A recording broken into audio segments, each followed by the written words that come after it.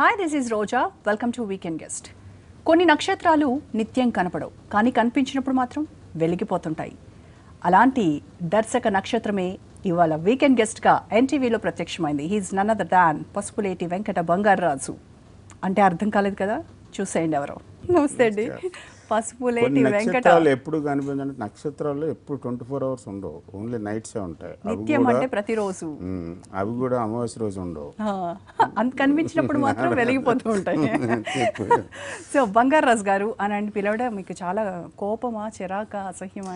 అది ఎప్పుడు 40 ఏళ్ల క్రితం గొడవ. అది మీరు ఎంతసేపు ఇదేనా తుంటర పనులు అంటే ఇయ్యే అంటే ఇప్పుడు కృష్ణవంశీ గారి గురించి ఇప్పుడు చూస్తున్నాము. గతం తెలుసుకోవాలి అని అంటే మాకు కొంచెం కావాలి. మరి ఒక నేను సినిమా డైరెక్టర్. అవును, ఒక పబ్లిక్ ఫిగర్. మీరు పబ్లిక్ ఫిగర్ గా సినిమా డైరెక్టర్. పబ్లిక్ ఫిగర్ అంటే పబ్లిక్ ప్రాపర్టీ కాదు. మేము ఒక సినిమా తీస్తాం, అది పబ్లిక్ ప్రాపర్టీ. దాని గురించి మాట్లాడు. దాని గురించి కాదు, దాని గురించి ఇంకా చాలా ఉంది మాట్లాడడానికి. నా చిన్న డౌట్, ఎందుకు మార్చుకున్నారు అనేది ఎప్పటి నుంచి మీ గురించి పేరు అంటే మొన్న ఏదో ఒక ఇంటర్వ్యూలో చెప్పాను. పేరు అంటే గుర్తింపు అనుకునే ఒక అమాయకత్వమైన అజ్ఞానమైన రోజులు. సో పేరు బాగోలేదు, అందరం ఏడిపిస్తున్నారు, దీనివల్ల నాకు చాలా చిన్నతనం అయిపోతుంది అనే ఒక ఇమ్మెచ్యూరిటీ ఉన్న రోజులు అవి. ఆ రోజులు అలాగ అనిపించింది, అందుకని మార్చేసుకోవాలనుకున్నాను. ఇప్పుడు అనుకో ఏ పేరైనా ఒక ఏముంది తేడా అనిపిస్తుంది. సో అది లైఫ్లో ఒక్కొక్క స్టేజెస్ బట్టి, ఎక్స్పీరియన్సెస్ని బట్టి, ఏజ్ని బట్టి, నీకుండే జ్ఞానాన్ని బట్టి ఒక్కొక్క వస్తువు మీద, ఒక్కొక్క విషయం మీద ఒక అభిప్రాయం మారుతూ ఉంటుంది. ఇది అలాంటిది. మార్చుకున్నప్పుడు అంటే ఎందుకు కృష్ణవంశీ మీద అక్కడే ఆగిపోయి? వంశీ అంటే ఇష్టం నాకు, పేరు వంశీ అనే పేరు. అందుకే వంశీ అంటే యాక్చువల్గా మురళి అని, వేణువు అని. కృష్ణవంశీ అంటే కృష్ణుడు మురళి అని. ఓకే. సో అది సినిమా ఫీల్డ్కి రాకముందే మార్చుకున్నాను. బట్ వచ్చిన తర్వాత అది అప్పుడు వంశీకృష్ణ అని పెట్టుకున్నాను యాక్చువల్గా. బట్ రాము గారి దాన్ని గులాబీ టైంలో రివర్స్ చేసి కృష్ణవంశీ. ఫ్రిడ్జ్ అమ్మేసి తెలియకుండా ఇంట్లో వాళ్ళకి ఆ డబ్బులతో మీరు హైదరాబాద్ చెక్కేశారంట. చెన్నై. మరి వెళ్ళటానికి డబ్బులు కావాలి కదా, ఏదోటి ఎవరేవోపోతే ఏదోటి. కానీ చిన్న వస్తువులు ఏవో మాయం చేస్తే ఇంట్లో తెలియకుండా ఉంటుంది కదా, మరి అంత పెద్ద వస్తువుని అసలు అలా ఎలా గాయబ్ చేసేసారు? క్రియేటివిటీ అది అప్పుడు మొదలైంది. అదే యాక్చువల్గా ఒక హౌస్ షిఫ్ట్ అవుతున్నాం. మా ఫాదర్ ట్రాన్స్ఫర్ అయ్యి వేరే ఊరు షిఫ్ట్ అవుతూ ఉంటే నేను పెద్ద కొడుకు కాబట్టి ఆటోమేటిక్గా మొత్తం లగేజ్ అంతా నేనే తీసుకెళ్ళాను. సో దాన్ని అందరు ప్యాక్ చేయించి అన్ని లారీ ఎక్కించి ఇది మాత్రం ఆపేసాను. అది అటు పంపించేసి నేను ఇటు వచ్చాను. అది ఓకే. వచ్చిన తర్వాత చాలా కష్టాలు పడ్డారు. ఆల్మోస్ట్ సినిమా కష్టాలు అంటే ఎలా ఉంటాయో చూశారు. దాన్ని ఏమంటారు, కష్టం అని అనుకోలేదు నేను, అది ప్రాసెస్ అనుకున్నాను. ఈ ప్రాసెస్ ఇప్పుడు ఒక ట్రైన్ రైల్వే స్టేషన్కి వెళ్ళినప్పుడు ఒక ట్రైన్ కోసం వెయిట్ చేయాల్సి ఉంటుంది. అది కష్టం అనుకుంటామా? కాదు కదా. అలా అది ఆ జర్నీలో అదొక పార్ట్. ఆ పార్ట్ అలాగే ఉంటుంది. రికార్డులు, కలెక్షన్స్, వీటిని నమ్ముతారా? That's all business. రికార్డులు అనేవి శాశ్వతం కాదు, సినిమాలు శాశ్వతం. మాయాబజార్ గురించి వాళ్ళకి కూడా చెప్పుకుంటాం. బట్ మాయాబజార్ ఎంత కలెక్ట్ చేస్తుందో నీకు నాకు తెలియదు. మనం ఎప్పుడు మాట్లాడుకో ఆ రోజులు. ఎందుకు మరి మాయాబజార్ వాళ్ళ వరకు మాట్లాడతాం? శంకరాభరణం గురించి ఎందుకు మాట్లాడతాం? వాళ్ళు సూపర్ హిట్స్ అని కాదు, ముత్యాల ముగ్గు గురించి ఎందుకు మాట్లాడతాం? Like that. రికార్డ్స్ అవి ఇంపార్టెంట్ కాదని అనట్లేదు, but that is not the only thing. మీ సినిమాలు కూడా చూస్తే కంటెంట్ ఉన్న సినిమాలు ఆ టైంలో ఎందుకు జనాలకి రీచ్ అవ్వలేదు? ఇప్పుడు టీవీలో వస్తే అబ్బా ఏం ఫిల్మ్ ఇది అని మాట్లాడే ఆ కన్ఫ్యూజన్ నాకు కూడా ఉంది. నేను అనుకోవడం ఏంటంటే, డబ్బులు పెట్టి టికెట్ కొనుక్కున్నవాడికి ఒక ఆశ ఉంటుంది, ఒక ఆబ్ ఉంటుంది, నాకు ఇది కావాలి, ఇది కావాలి, ఇది కావాలి సినిమాలు. ఇంట్లో బ్యావర్స్గా సినిమా చూస్తున్నప్పుడు దెన్ జడ్జ్మెంటల్ పవర్ పెరుగుతుంది.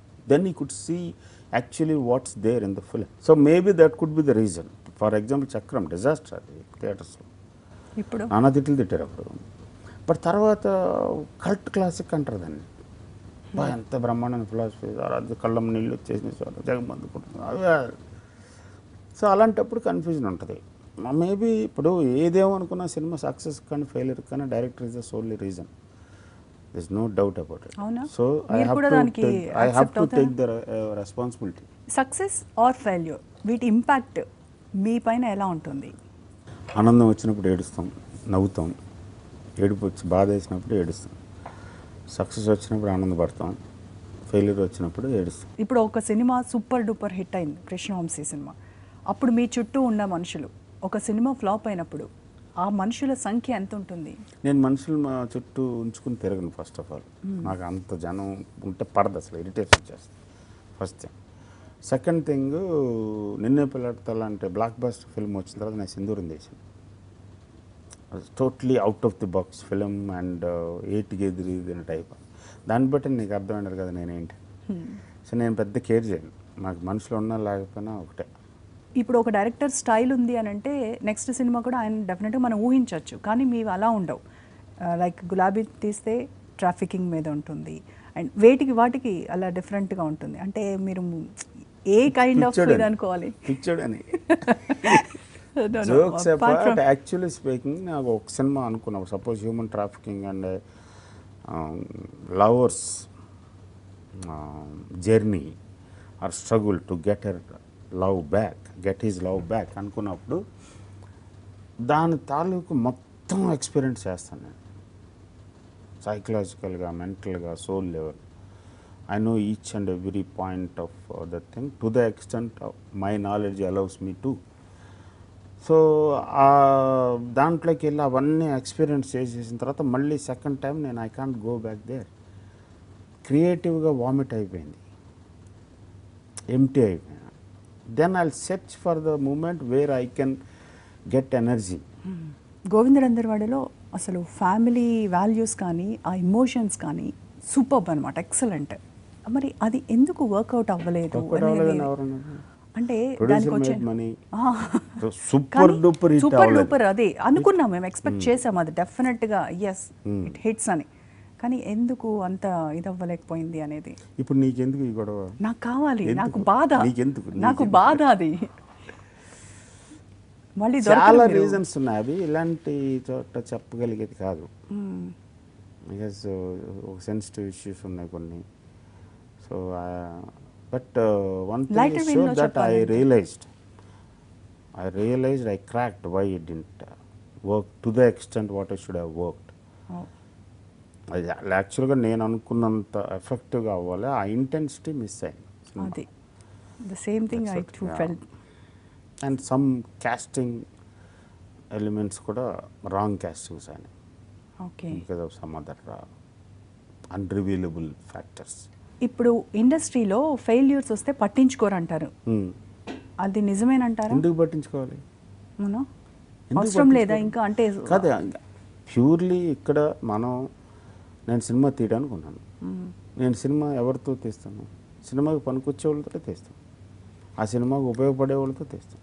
So everything is need based అనుకున్నప్పుడు, గివ్ అండ్ టేక్ అని అనుకున్నప్పుడు, ఫెయిల్యూర్స్ వచ్చినప్పుడు అంత టైం లేదు ఎవరికి. ఫెయిల్యూర్ వచ్చిన ఉన్నప్పుడు పట్టుకునే అన్ను ఏంట్రా బాబు ఏడో ఒకరు ఫెయిల్యూర్ రాదు మళ్ళీ ఎందుకు చేస్తారా? It's one big huge machinery, it has to keep moving. It cannot stop. ఒక నట్టు కొంచెం లూజ్ అయిందని చెప్పి బండి మొత్తం మెషినరీ ఆపేసి ఆ నట్టును ఫిక్స్ చేసి తీసుకెళ్తే లేదు, తప్పమండి తీసి ఇంకోటి పెట్టేసుకోవాలి. సో అది ఆ ఎమోషనల్ రియాక్షన్ ఉండకూడదు. It's purely business for them. బిజినెస్కి ఎవడు పనికి వస్తాడు? ఫంక్షనింగ్కి, ఆపరేషన్కి ఎవడు పనికి వస్తాడు? ఎవడు చేయగలుగుతున్నాడు వాడిని పట్టుకుని మూవ్ అవుతూ ఉండాలి, అంతేగాని ఇండస్ట్రీ నన్ను పట్టించుకోవట్లేదు. అసలు బుల్షిట్. మీరు ఎక్కడో చదివాను, నేను విన్నాను, నాకు గుర్తులేదు. నేను ఒకటి చెప్తాను, if I'm wrong please correct me. Ram Gopal Varma గారు గంధపు వృక్షం అయితే నేను ఆ చెట్టు కింద ఒక గడ్డి పోచను అని అన్నారు. మన I feel that way. అలాగే ఇంకొక ఎగ్జాంపుల్ అడోరేషన్, ఒక admiration, because I have seen it from the close quarters. From that man, from Ramu Garu to Ram Gopal Verma, from Shiva to Sarkar. I have seen him. I spent a lot of time. Most important part of my life I have spent with him 24/7 almost. ఆయన పడుకున్న తర్వాత మేము పడుకునే వాళ్ళం, ఆయన లేవడానికి ముందు మేము లేచాడు ఉండవు. He's that kind of a person. I feel it's a great soul. ఇవాళ ఈ పొల్యూటెడ్ టైంలో జనాలు దున్నపోతులు లాంటి జనాల్ని గుచ్చి లేపడానికి ఎవడో ఒకడు కావాలి. అది ఆ రూపంలో పంపించాడు అనుకుంటా.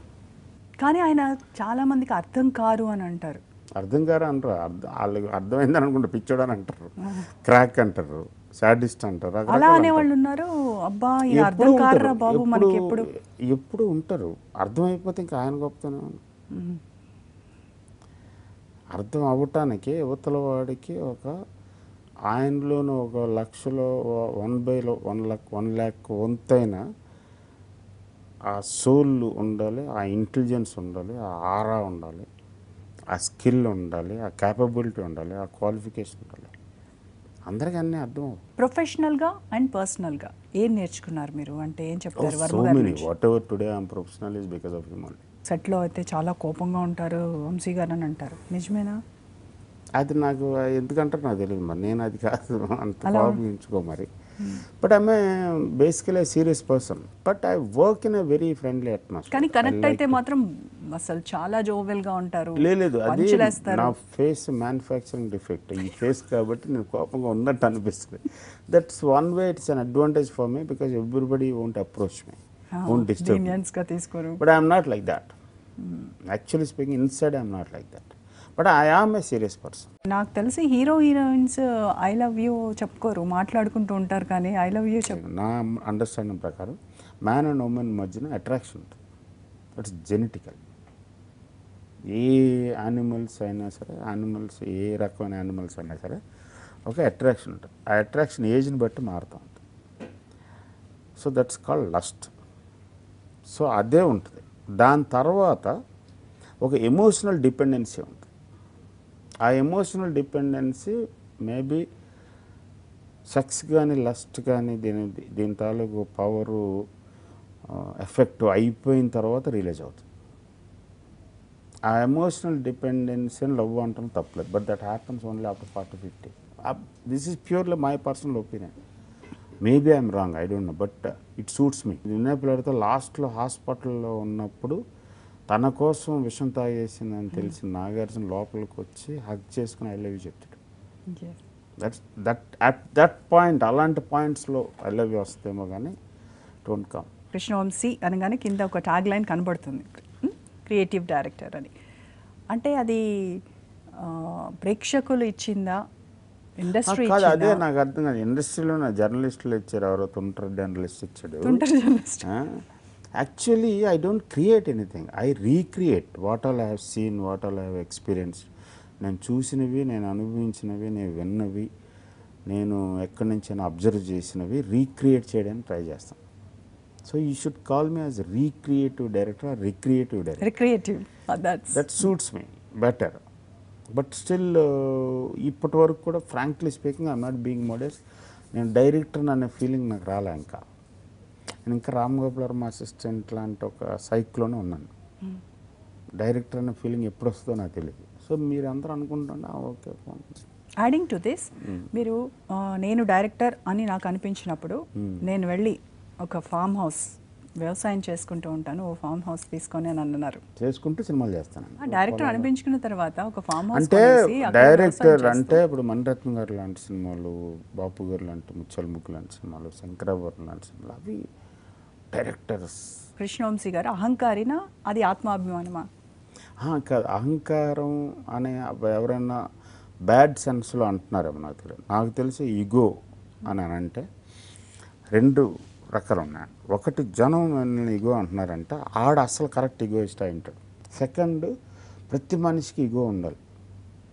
ఈగో అనేది నేను అనే ఆత్మాభిమానం తాలూకు నెక్స్ట్ స్టెప్. నేను అనుకోవడం తప్పులేదు, నేనే అనుకోవడం తప్పు. ఇప్పుడు సినిమా హిట్ అయినా ఫ్లాప్ అయినా మీలో అంటే అది పొగర్ అనాలా లేకపోతే ఆ గట్ ఫీలింగ్ అనాలా, అది మాత్రం అలాగే ఉంటుంది. కాదు, సినిమా ఫ్లాప్ అయినప్పుడు డెఫినెట్గా ఒక జర్క్ ఉంటుందా? కానీ అది బట్ అది సినిమా చేస్తున్నప్పుడే తెలుస్తూ ఉంటుంది ఇది ఎలాగ బిహేవ్ చేస్తుంది రిలీజ్ అయిన తర్వాత. డెఫినెట్గా ప్రతి డైరెక్టర్ తెలుసు. నాకనే ఆశపడటం వేరు, కోరిక ఉండటం వేరు. నిజమైన రియాక్షను ప్రతి పనిలోనూ, ప్రతి మాటలోనూ, ప్రతి మనిషికి లోపల ఆత్మ చెప్తూ ఉంటుంది. నీకు కూడా చెప్పు. ఎవరికైనా ఇన్ పర్సన్ గా నాకు నేను సో చేసే తప్పు రైట్ చెప్పే మనకి డెసిషన్ వచ్చేసింది, కానీ నీకు తెలియదు సూపర్ హిట్ అవుతుంది చూడు అని అనుకుని మనం దాన్ని కప్పించి ముందుకు వెళ్ళిపోతాం. అలా తెలిసినప్పుడు సినిమాలన్నీ హిట్ అవ్వాలి కదా. ఎలాగైతే అప్పటికే సగం దూరం వచ్చేసాం కదా, ఇంకా దాన్ని మార్చలేం కదా. ఆపరేషన్ ఫెయిల్ అవ్వబోతుంది అని తెలిసినప్పుడు డాక్టర్ మ్యాక్సిమం ట్రై చేస్తాడు పేషెంట్ కనీసం బతికించడం. ఆ ప్రయత్నం చేస్తాం, ఎక్స్ట్రా ఎఫర్ట్ పెడతాం, దీన్ని కనీసం బతికిందాం, పూర్తిగా చచ్చిపోయేలాగే. అది కూడా చేయజారిపోవచ్చు కొన్ని విషయాలు. సో ముందే తెలుసు కాబట్టి రిలీజ్ అయిన తర్వాత డిజాస్టర్ అయిందని అమ్మా ఏంటి మిరకిల్ ఏం జరగలేదేంటి, దేవుడికి కూడా దండం పెట్టుకున్నాను అనుకుంటాం. కృష్ణవంశీ గారి కథకు హీరోని వెతుక్కుంటారు, కానీ హీరో కోసం కథ రాసింది తక్కువేమో అని అనిపిస్తుంది. చాలా తక్కువ. అవునా? నాకు ఆ హీరో ఫ్యాసినేషన్ లేదు. మీన్స్ హీరో అంటే లీడ్ యాక్టర్, హీరో కాదు. హీరో అంటే కార్గిల్ వార్ చేస్తున్న ఆర్మీలో అలాంటి వాళ్ళు హీరోలు అన్నారు. వీళ్ళు లీడ్ యాక్టర్స్ సేట్. సో లీడ్ యాక్టర్స్ తోటి చేస్తే కొన్ని ప్లస్ పాయింట్స్ ఉన్నాయి, కొన్ని బెనిఫిట్స్ ఉన్నాయి, అట్ ది సేమ్ టైం కొన్ని లాస్లు ఉన్నాయి. ప్లస్ ఒక మనిషిని పట్టుకుని ఆ మనిషి చుట్టూ కథ అల్లుకోవడం అనేది రాదు నాకు. అది తప్పు అని అంటారు, నాకు రాదు. నన్ను అలా విపరీతంగా ప్రభావితం చేసిన మనిషి మనిషిరా అని అన్నది ఫస్ట్ ఎన్టీ రామారావు, తర్వాత రాంబాబు వర్మ. అలాంటి వాళ్ళ కోసం అయితే కథ రాస్తాను ప్రయాసం. ఆ తర్వాత టు సర్టన్ ఎక్స్టెంట్ అన్నయ్య చిరంజీవి గారు, ఈయన కోసం ఏదైనా ఒక కథ రాయాలి అంటే ఆ ప్రజెన్స్ ఆ ఆరాన్ని పట్టుకోవాలి, ఈయనకి తగ్గ ఒక ఫ్రేమ్ పెట్టాలి, ఈయన్ని ఇలాగ ఎలివేట్ చేయాలి, ఈయన ఇలాంటి చోట ఉండాలి అనేది అనిపించింది. ఇలా డైరెక్షన్ చేస్తూ ఉన్న కృష్ణవంశీ గారు సడన్గా ఎందుకు ప్రొడక్షన్ వైపు వెళ్ళారు? సడన్గా వెళ్ళలేదు, నిన్నే పెడితే తర్వాత సింధూరం లాంటి కథ సినిమా చేయాలనిపించింది. దానికి వచ్చిన ప్రొడ్యూసర్ పారిపోయాడు మోసం చేసి. సో అంటే మధ్యలో వెళ్ళిపోయారా? కాదు కదా, కథ నచ్చలేదు. ఓకే, ఇది సినిమా ఆడదా అని అన్నాడు. ఆడకపోయినా సినిమా తీయాలని నేను, నువ్వే చేసుకో అన్నాడు. థ్యాంక్స్ రా అన్నాడు. పోతే అప్పుడు ఆ సినిమా చేసింది. నాకు ధైర్యం ఉంది, సినిమా పోయినా. అప్పుడు డబ్బులు వచ్చాయా మీకు? రాలేదుగా, మొత్తం పోయింది, మొత్తం పోయి అప్పులు. బట్ ఒక ధైర్యం ఉంది, నేను చచ్చిపోలేదు కదా. బట్ సింధూరం గురించి ఇవాళ 20 ఏళ్ల తర్వాత కూడా మాట్లాడుతున్నారంటే ఒక రెస్పెక్ట్ తోటి ఆ రోజు నేను తీసుకున్న డెసిషన్ కరెక్ట్ అని కదా. అలా మళ్ళీ శ్రీ ఆంజనేయం మళ్ళీ మిమ్మల్ని ఇబ్బందుల్లోకి నెట్టిందంటారు. శ్రీ ఆంజనేయం నేనే కన్ఫ్యూజ్ అయిపోయాను సినిమా చేస్తాను. ఆంజనేయ స్వామి అనుకుని దిగితే ఆంజనేయ స్వామి విశ్వరూపం చూపించారు లోపలికి వెళ్ళి. ఆ లోపలికి వెళ్ళి సినిమా చేస్తుంటే కథ చేస్తుంటే అప్పుడు అర్థమైంది, ఇది మనం అనుకున్న దానికంటే ఇంకా చాలా పెద్దది. ఏం చేయాలి ఇప్పుడు? ఇక్కడ రెస్ట్రిక్షన్స్ ఉంటాయి కదా, ప్రొడక్షన్ సైడ్, మార్కెట్ సైడ్, జనం తాలూకు ఐక్యూ సైడ్. అది is two high level concept అని నాకు సినిమా మధ్యలోకి వచ్చినది అర్థం. అందులో రమ్యకృష్ణ గారిని చూసాం, ఆ తర్వాత మళ్ళీ మీరు ఆవిడని డైరెక్ట్ చేయలేదు, ఎందుకని? ఒక సెట్లో 2 డైరెక్టర్స్ ఉండకూడదు. ఓ ఇప్పుడు నేను సినిమా డైరెక్ట్ చేసి ఆవిడ మమ్మల్ని డైరెక్ట్ చేసి అలాని కాదు. జనరల్గా మేము we are beyond director and heroine. So తను since we are family and we have a kid. So నేను తన యాక్ట్రెస్గా చూడలేను, తను నన్ను ఒక డైరెక్టర్గా చూడలేను. So hence it is very difficult. I'm not saying impossible. Maybe tomorrow if I could write something where she only can pull off that character అనిపించినప్పుడు 100% తీసుకుంటాం. This no restrictions, but right now this is the stage. ఇదే ప్రోగ్రాంలో శ్రీకాంత్ గారు వచ్చి ఖడ్గం మూవీగా అప్పుడు మధుమురళి గారు producer, ఇతను వద్దు అని ఆయన, ఇతనే కావాలని మీరు మధు ఆ టైంలో బికాజ్ ఈ సినిమా చూస్తున్నాడు, పవర్ఫుల్ క్యారెక్టరు, ఇది ఎవరన్నా ఒక పెద్ద హీరో ఉంటే బాగుంటుంది, నువ్వు వెళ్ళి క్యారెక్టర్ చెప్తే 100% పెద్ద హీరో చేస్తాడు, మనకి బెటర్గా ఉంటుంది, నీకు బెటర్ బడ్జెట్ దొరుకుతుంది అండ్ మనం స్పాన్ పెంచి చేయొచ్చు అని సినిమా ఇంట్రెస్ట్లోనే చెప్పాడు Madhu. Madhu is not against Srikanth. But నేనేమన్నానంటే పెద్ద హీరో వస్తే పెద్ద హీరోతో పాటు ప్యాకేజ్ వస్తుంది, ఆ హీరో తాలూకు ఒక ఇమేజ్ వస్తుంది, దాని తాలూకు ఎక్స్పెక్టేషన్స్ వస్తాయి, అప్పుడు కథ ట్వీక్ అవ్వడానికి అవకాశం ఉంది, విచ్ ఐ డెంట్ వాంట్. నేను ఇది చేయాలనుకున్నప్పుడు ఇలాంటి ఇమేజే కావాలి. సో దాని మీద నేను పట్టుబట్టాను. పట్టి డబ్బులు వద్దులే మానేసే, దాని గురించి మర్చిపో, బడ్జెట్ దాని గురించి, మనం ఈ సినిమా తీద్దాం అనుకుంటున్నాం, దీనికి ఇది కరెక్ట్, చాలు కావాలని చెప్పి. సోనాలి బింద్రే ఇలా నడుము మీద ఆయన పాటలు వేస్తారు, అది ఆయన చేయలేకపోయారట, మీరు చాలా ఎంకరేజ్ చేసి. దానికి కొరియోగ్రాఫర్ లేడు, ఆ సాంగ్ నేనే చేశాను. సో ఫస్ట్ నేను ప్రతి షాట్ నేను శ్రీకాంత్, వాడు Sonali Bendre.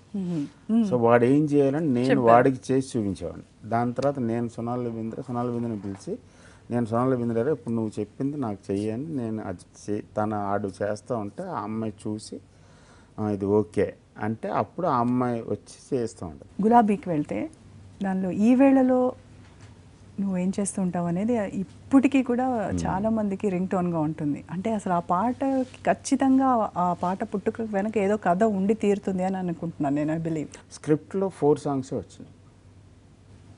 So 5th song placement లేదు. సో 4 సాంగ్స్ తోటి రికార్డ్ చేయించి వెళ్ళిపోతాం. దెన్ లాస్ట్ సినిమా అంతా అయిపోయే టైంకి ఆడియో కంపెనీ వాడు వచ్చి, సార్ 5 సాంగ్స్ ఉండాలి కదా సార్, వాళ్ళు అప్పుడు క్యాసెట్స్ ఉండేవి. సో ఇటుపక్క 3 అటుపక్క 3 కావాలని అంటే,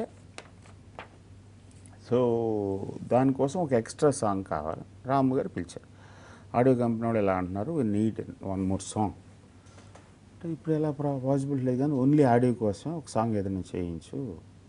అప్పుడు దాని మ్యూజిక్ డైరెక్టర్ శశిప్రీతం హైదరాబాద్, శాస్త్రి గారి దగ్గర కూర్చున్నాను. ఏంట్రా అన్న పాట రాయన, ఇప్పుడు ఎక్కడ రా, రేపు పొద్దున రాస్తాను రా, కుదరదు ఇప్పుడు రాయాలి అర్జెంట్ అంటే ఆయన చూసి ఒక గంట తర్వాత 2 ఈ వేళలో నువ్వు ఏం చేస్తూ ఉంటావు అనుకుంటూ ఉంటాను అని పాట రికార్డ్ చేసిన తర్వాత నైట్ రాము గారి దగ్గరికి వెళ్ళి క్యాసెట్ ఇచ్చి, మర్నాడు పొద్దున వస్తే రాత్రంతా ఆ పాట చాలా హాంటింగ్గా ఉంది, బ్రహ్మాండంగా ఉంది, why don't you shoot that song.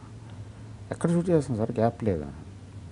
Gap అంటే చూడు ఆలోచిస్తే వస్తుంది, ఎక్కడ దొరుకుతాడు.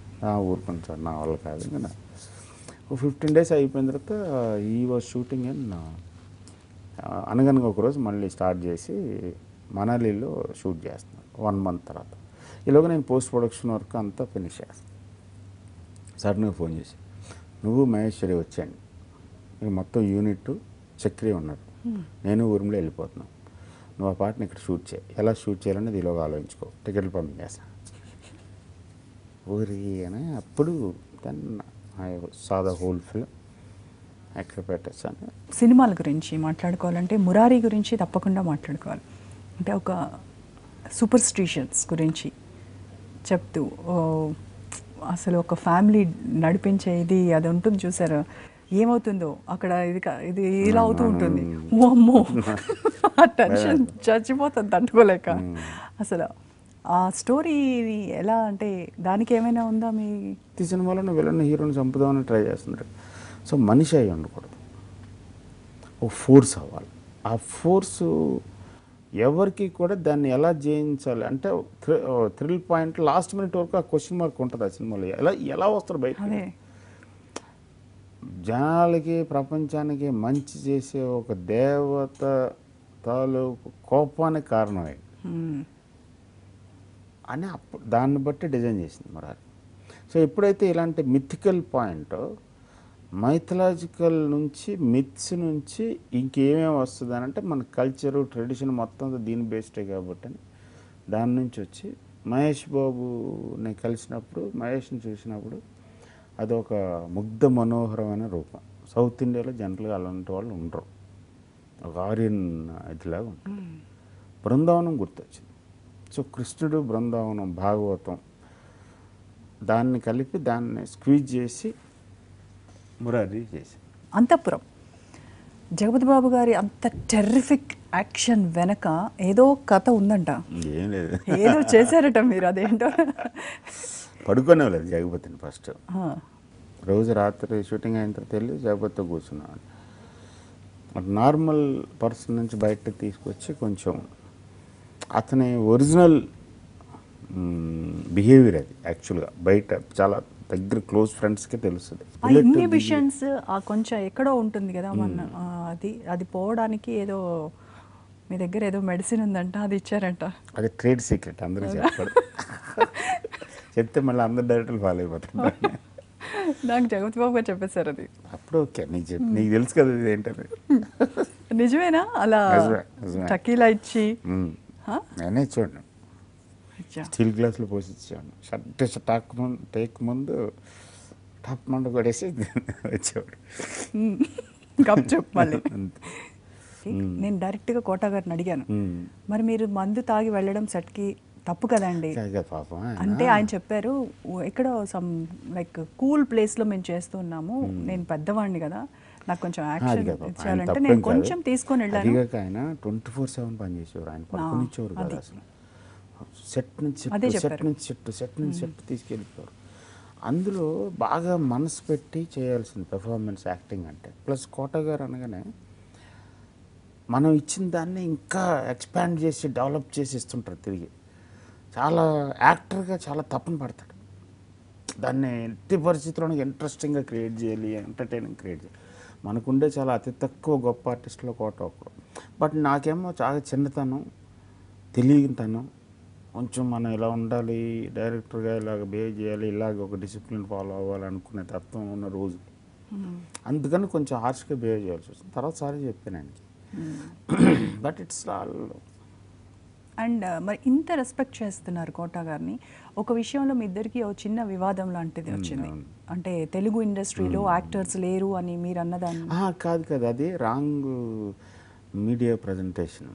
యాక్చువల్గా నేను అనలేదు తక్కువ మంది ఉన్నారు, కొంచెం ఇంకా ఎక్కువ మంది కావాలి. ప్రకాష్ రాజ్ గారికి best villain, best actor award ఈ ఇయర్ రావడం అదే నిదర్శనం అని కాదు. ఆ టైంలో నేను ఏం మాట్లాడాను, ఏమి పేపర్లో వచ్చింది అనేది ఎప్పుడు ఎక్కువ గ్యాప్లు ఉంటాయి.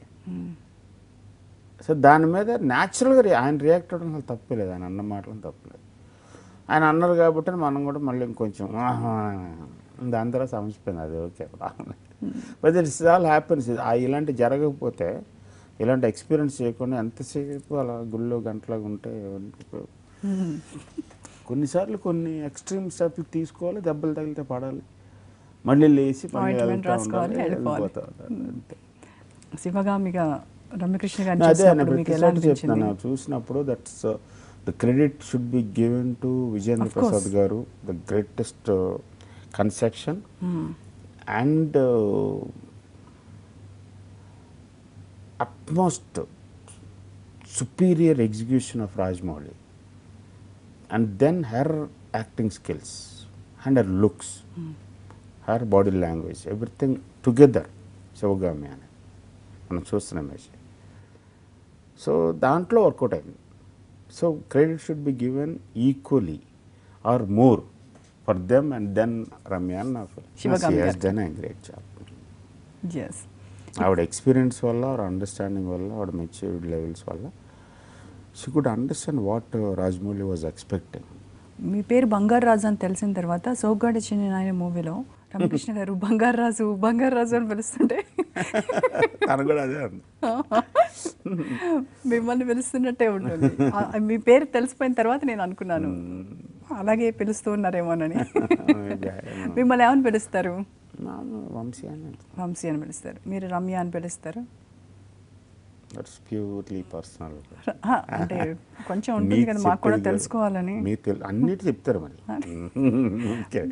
పేరు నెక్స్ట్ క్వశ్చన్. రమ్యకృష్ణ వంశీ అని నేను కలిపేశాను. అవును, ఇది జగపతి బాబు ఎప్పుడు పిలుస్తాడు నన్ను, అలాగే పిలుస్తాడు రమ్యకృష్ణ వంశీ. ఇక మళ్ళీ సినిమాలకు వద్దాం. అయితే తెలంగాణ సాయుధ పోరాటం మీద ఒక సినిమా తీయాలి అని ఒక డ్రీమ్ మీకు ఉండింది అని విన్నాను. ఉంది, వేయాలనేది ఉంది. అంతవరకు భగవంతుడు అనుకూలిస్తాడో తెలియదు, అయితే ఉంది. ఏంటి అంత కదిలించింది ఏంటి?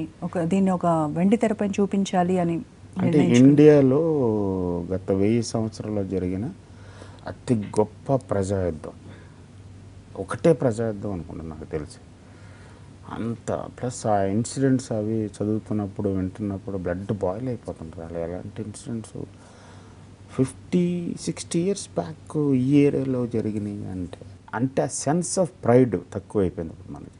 ఒక రకంగా ఆత్మాభిమానం తక్కువైపోయింది. ఆత్మలు చచ్చిపోయి లేకపోతే ఆత్మలను అమ్మేసుకుని తిరుగుతున్నారు జనం అందరం. దాన్ని కదపాలని ఉంది. అలాంటిది సినిమా అయితే కొంత అంటే ఒక 400 మంది సినిమా చూస్తే కనీసం 10 మందికి కదిలినా చాలు, ఆడు 100 మందిని కలుపుతాడు, ఒక్కొక్కడు 10 మంది వేసుకుని. అలాంటిది అవుతుందని ఫీల్, దానికోసం చేయాలన్నది. వందే మాత్రం కూడా అది కూడా మీరు ఇలాంటిదే, చేస్తున్నారు అని. సేమ్ అది కూడా ఇలాంటిదే, స్వాతంత్ర సమర పోరాటం. అది చిరంజీవి గారికి చెప్పారు, అప్పుడు మీ ఇద్దరు కలిసి అప్పుడు చేస్తారు. అనుకున్నాం, కానీ బడ్జెట్స్ అప్పుడు తెలుగు సినిమా అంటే హైయెస్ట్ బడ్జెట్ 10-15 crores ఉన్నాయి అనుకున్నప్పుడు 30 crores వచ్చింది అది పేపర్ మీద. సో అది కొంచెం భయపడ్డాను. దాని తర్వాత మరి అది ఇంకా ఎక్కడికి వెళ్తుంది, ఎక్కడ వెళ్ళిపోతుంది. ఇప్పుడు స్పాన్ బాగా పెరిగి బడ్జెట్ ఉంది కాబట్టి మేబీ ఇప్పుడు ట్రై చేయొచ్చు అనిపిస్తుంది. కానీ అది చాలా ఒక 2 years పని టోటల్గా. 1 year ప్రీ ప్రొడక్షన్కే సరిపోతుంది. చిరంజీవి గారితో చేయాలనేనా? మేబీ చిరంజీవి గారు అవ్వచ్చు, మేబీ ఇంకెవరైనా అవ్వచ్చు, పరిస్థితులను బట్టి. ఇప్పుడు రైతు బాలకృష్ణ గారు. బాలకృష్ణ గారు. ఈ క్వశ్చన్ ఆయన అడగాలి. నటసింహ బాలకృష్ణ అడగాలి. ఆయన ఫస్ట్ మీటింగ్లోనే చెప్పారు, ఒక ఇంపార్టెంట్ క్యారెక్టర్ ఇది అమితాబ్ బచ్చన్ అయితేనే సినిమా చేద్దాం సార్ అని చెప్పారు ఆయన. సో ఆయన తప్పడటంలేదు. ఆయన చాలా ఎక్సైట్ అయ్యారు, డిఫరెంట్గా చేయాలని అనుకున్నారు. ఎప్పుడైతే అమితాబ్ బచ్చన్ అనేది కుదరలేదో, తెలుగు లాంగ్వేజ్ అని నేను ఈ ఏజ్లో ఇప్పుడు వచ్చి తెలుగు నేర్చుకుని అది తప్ప రైట్ అని నాకు కాన్షియస్ మొత్తం అలాంటిది ఏదో అయ్యారని తర్వాత ఎప్పుడో రాము గారు చెప్పారు నాకు, ఆయన ఏం చెప్పలా. ఓకే. అదేదో కొంచెం అప్రహెన్షన్ ఫీల్ అవుతున్నట్టున్నారు వంశీ అని అన్నారు. ఆయనకు కూడా క్లారిటీ లేదు దాంట్లో రాము గారు. జగన్ గురించి మీరు ట్వీట్ కూడా చేశారు, జగన్ గురించి మాట్లాడారు, ఆయన ఎదుర్కొంటున్న స్ట్రగుల్ అవుతున్నారు, డెఫినెట్గా దానిలోంచి బయటకు వస్తారు అని చేశారు. అసలు ఏంటి మీ ఒపీనియన్ ఏంటి? ఏం జరిగింది అక్కడ? ఎవడో ఒకడు దొరికాడు, ఆడి ఫోన్లో కొన్ని నెంబర్లు దొరికినాయి, ఈడి ఫోన్లో మీ నెంబర్లు ఎందుకు ఉన్నాయి అని అడిగారు, పిలిపించారు. 11 రోజుల పాటు జగన్ లోపలికి కారు దిగుతాడు, లోపలికి వెళ్తాడు, బయటకు వస్తాడు. ఈలోగా లీక్ అయిందని అన్ని అసలు ఏమీ లేని న్యూస్ని పదే చెప్పడం ఎంతవరకు సమంజసం అని. మీకు జగన్ గురించి అన్ని తెలుసు కాబట్టి అది అలా ఫీల్ అయ్యారా లేకపోతే? అది కాదు, నేను జనరల్గా క్వశ్చన్ చేస్తున్నా కూడా సింధూరు లాంటి సినిమా తీయగలిగాను, గులాబీ లాంటి సినిమా తీయగలను, అది నా నేచర్. అది జగన్ కాబట్టి ఎవరన్నా అడిగి ఉంటాం. బట్ జగన్ నాకు పర్సనల్గా తెలుసు కాబట్టి జగన్ ఎంత మంచోడో, ఎంత హెల్పింగ్ పర్సన్, ఎంత టాలెంటెడ్ పర్సన్, ఎంత ఇంటెన్స్ పర్సన్, ఎంత హార్డ్ వర్కింగ్ పర్సన్ నాకు తెలుసు కాబట్టి చెప్తున్నాను. లైట్మన్గా కెరియర్ స్టార్ట్ చేసిన కృష్ణవంశీ గారు ఈరోజు మీలో మీరు గమనించుకున్న మార్పులు, పర్సనల్గా మీ ఆలోచన పరంగా మీ పర్సెప్షన్స్ ఏ రకంగా? ఏం లేదు, ఆ రోజు అందరినీ నేను చూసేవాడిని, ఇవాళ కొంతమంది నన్ను కూడా చూస్తున్నారు, అంతే తేడా. అంతమించి మౌలికంగా ఏం తేడా లేదు, కొంచెం ఏజ్ అయింది, తేడా. పెళ్ళయింది, ఒక కొడుకున్నాడు. ఇవి కాదు. అప్పుడు రోడ్డు మీద నడిచి తిరిగేవాడిని, భోజనానికి డబ్బులు ఉండేవి కాదు. ఇప్పుడు కొంచెం మాది కార్లో. ఇప్పుడు నేను అడిగేది అప్పుడు డబ్బులు లేవు, ఇప్పుడు తాజ్లో తింటున్నాను, ఇప్పుడు ఏసీలో పడుకుంటున్నాను, అప్పుడు వెన్నెల్లో పడుకున్నాను, ఫుట్పాత్ మీద పడుకున్నా, అంతే తేడా. అప్పటికెప్పుడు నా లోపల అయితే ఏం తేడా లేదు, అలాగే ఉన్నా. హీరోయిన్ని అందంగా చూపించాలి అని అంటే కృష్ణవంశీ తర్వాతే అంటారు. సో ఆ కెమెరా కన్ను. అదే ఇప్పుడు అందమైన అమ్మాయిలే హీరోయిన్స్గా వస్తారు కదా మినిమం. సో ఇంక నేను ప్రత్యేకంగా అందంగా చూపించేది ఏంటి అనేది అలా కాదు, అందమైన హీరోయిన్లు వస్తారు అఫ్ కోర్స్, వాళ్ళని అందంగా చూపించడము, వాళ్ళని మిగతా సినిమాల్లో కూడా చాలా అందంగా చూస్తాము, కానీ ఇంకా డిఫరెంట్గా చూస్తాం ఇందులో. లైవ్లీగా ఉంటారేమో బహుశా. అది ఏమో, అది నాకు ఎలా చెప్పాలో తెలియట్లేదు, but they are different in your movie. Thanks అలా. అది సో ఆ కన్ను అదంతా వాళ్ళదే, సినిమా వాళ్ళు అలా సినిమాటిక్ అమ్మాయిలే, వాళ్ళు అలా ఉన్నారు, నాకు అలా కనపడతారు, అదే పట్టుకోవడం ట్రై చేస్తాను. ఒక్కొక్కరు మేకప్ తోటి బాగుంటారు, ఒకళ్ళు మేకప్ లేకుండా బాగుంటారు, ఒకళ్ళు ఎక్కువ లిప్స్టిక్తో బాగుంటారు, ఒకళ్ళు తక్కువ లిప్స్టిక్తో బాగుంటారు, ఒకళ్ళు కాజల్తో బాగుంటారు. అలా అవి పట్టుకోవాలంతే. నేను ఒక ఫోటో చూపిస్తాను, ఆ ఫోటో తాలూకు మీ జ్ఞాపకాలు ఏమైనా మాతో షేర్ చేసుకుంటారు? చెప్పు. Song shooting Annapurna 3rd floorలో 2nd floorలో జరుగుతున్నప్పుడు రాము గారు దగ్గరికి నేనేదో మాట్లాడుతున్నా, అప్పుడే గుణశేఖర్ హిందీ షోకి కోడేటర్గా పనిచేశారు, తేజ, ఉత్తేజ్. మేము అందరం రకరకాల పనులు అక్కడ తిరుగుతూ ఉంటే సడన్గా రాజా అని స్టిల్ ఫోటోగ్రాఫర్ రాము గారు మనం పిలిచి మా అందరిని ఫోటో తీయాలి, అది ఫోటో తీయించారు. ఓకే. తీయించిన తర్వాత ఆయన మన నా ఇష్టం బుక్లో దానికి ఒక నైస్ క్యాప్షన్ యాడ్ చేసి పెట్టారు.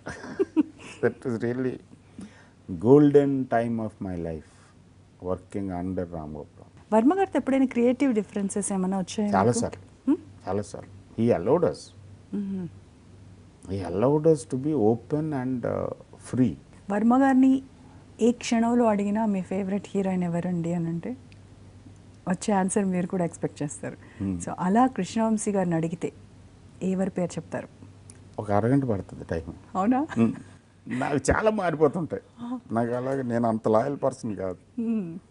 సో వర్మ గారు లాయల్ టు శ్రీదేవి గారు, నేను అలా కాదు. నాకు ఏ ఫోటోగ్రాఫ్లో ఎవరు బాగున్నా, ఏ సినిమాలో హీరోయిన్ బాగున్నా ఇమ్మీడియట్గా బాగుంది అనుకుంటాను.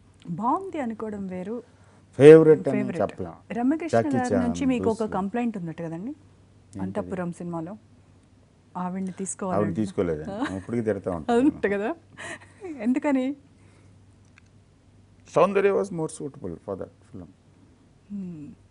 అండ్ నేను అప్పుడే రమ్యతోటి చంద్రలేఖ చేశాను. So that's. అయితే సాయి కుమార్ గారు నాతో ఒక మాట చెప్పారు, నాకు నేను చేసిన ఒకే ఒక డ్యూయట్ సాంగ్ నా లైఫ్లో ఒకటి కృష్ణవంశీ గారితో చేశాను, మళ్ళీ నాకు ఎవరు ఇవ్వలేదు, అంతకుముందు చేయలేదు అని అన్నారు. ఆ సాంగ్ ఇప్పటికీ సాయి కుమార్ గారి వైఫ్ అది టీవీలో వస్తున్నా కూడా ఆవిడ చూడరట. Song was short in a very shortest time, 12 అవర్స్లో షూట్ చేసింది మొత్తం సాంగ్. ఓన్లీ ఒకసారి అప్పుడు కొత్తగా టీవీలో ప్లగ్ ఇన్ వచ్చిందని ఆడ దాన్ని అప్లై చేసి మార్చాడు మొత్తం కలర్. ఓకే, కానీ అదొక ట్రెండ్ సెట్ చేసింది అయింది. Song was very nice. Ilaiyaraaja గారి greatest composition, greatest arrangement, music arrangement. And Shastri గారు కిక్యాస్ అండ్ చిత్రామ్మ దాన్ని ఇంకొక స్టేజ్కి తీసుకెళ్ళిపోయారు. సో ఇన్ని సూపర్లేటివ్స్ ఉన్నప్పుడు వణుకుతో చేశాను ఆ పాటని, దీన్ని ఎలా లేపాలి, ఏ స్టేజ్ తీసుకెళ్ళాలి. Budget was not there, time was not there, but ఆ షార్ట్ టైంలో దాన్ని ఆ రేంజ్కి తీసుకెళ్ళాలి. And Soundarya was mind blowing. Vamsi గారు ఎప్పుడైనా అనిపించిందా మీకు నేను నిజంగా బ్లెస్డ్, ఎందుకంటే ఇటు సీతారాం శాస్త్రి గారు, ఇళయరాజా గారు, ఈ వీళ్ళందరితో కలిసి వర్క్ చేయడం అనేది ఏదో అదృష్టం అనుకున్నాను. ఇప్పుడు తెలియక చేసిన మంచి పని, ఏదో గొప్ప పని, లేదా 100%. Thank you so much. I hope I didn't irritate you much. ఇది ఈ వారం వీకెండ్ గెస్ట్. మరో వారం మరో గెస్ట్తో మళ్ళీ కలుద్దాం. Stay tuned.